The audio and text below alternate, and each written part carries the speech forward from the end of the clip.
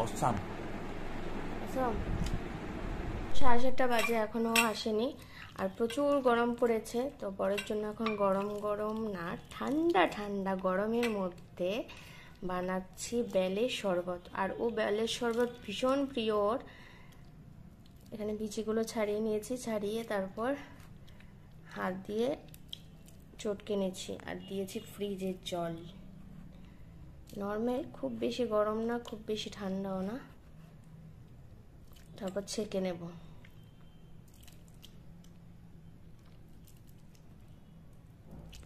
তো খুব ভালোভাবে ছেঁকেও নিয়েছি এটাকে। এবার এর মধ্যে দেব মিল্ক। শর্টটা দিয়েছি তাহলে টেস্ট ভালো হবে। দেব ঠান্ডা জল,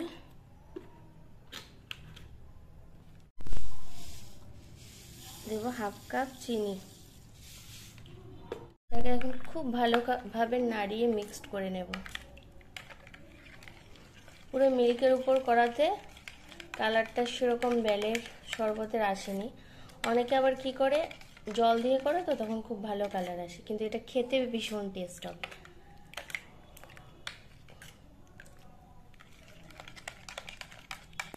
খুবই ভালো টেস্ট হয়েছে।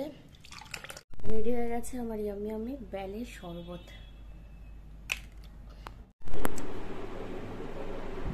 Thank you. খাও জোরে রিভিউ।